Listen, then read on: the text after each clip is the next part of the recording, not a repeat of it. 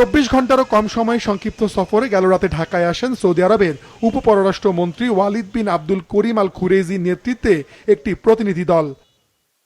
সকালে রাষ্ট্রীয় অতিথি ভবন পদ্মায় প্রায় 2 ঘন্টা ধরে তারা বৈঠক করেন পররাষ্ট্র ও স্বরাষ্ট্রমন্ত্রীর সঙ্গে।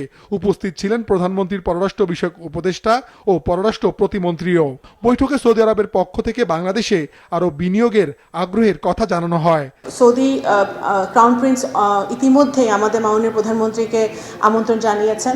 আমরাও ওনাদের ক্রাউন প্রিন্সকে আমন্ত্রণ জানিয়েছি সৌদি ক্রাউন প্রিন্সকে বাংলাদেশে ভিজিট করার জন্য।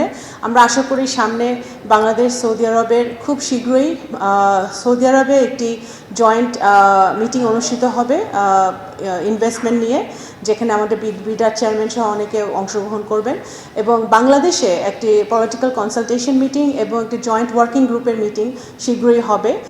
বৈঠকের পর পররাষ্ট্র মন্ত্রণালয় গণমাধ্যম কর্মীদের প্রতিমন্ত্রী আরও জানান, সৌদিতে থাকা 70,000 রোহিঙ্গা শরণার্থীকে নাগরিকত্ব দেওয়ার বিষয়টি এরই মধ্যে নিষ্পত্তি হয়েছে। দুই দেশের যারা টেকনিক্যাল টিম আছে, স্বরাষ্ট্র মন্ত্রণালয়ের যারা পাসপোর্ট ইস্যু দেখে তাদের টেকনিক্যাল টিম আছে, সৌদি আরবের টেকনিক্যাল টিম আছে, ওদের ইন্টেরিয়র মিনিস্ট্রির টেকনিক্যাল টিম আছে, তারা বসে দেখবে এটা কি ব্যাপার। এটা একটা সেটেলড ইস্যু। পরে সৌদি প্রতিনিধি দলটি প্রবাসী কল্যাণ ভবনে বৈদেশিক কর্মসংস্থান মন্ত্রী ও প্রতিমন্ত্রীর সঙ্গে দেখা করেন। জোর দেন দক্ষ কর্মী নেওয়ার ওপর, আশ্বাস দেন দেশটিতে ছোটখাটো অপরাধে আটকদের ছেড়ে দেওয়ার বিষয়ে।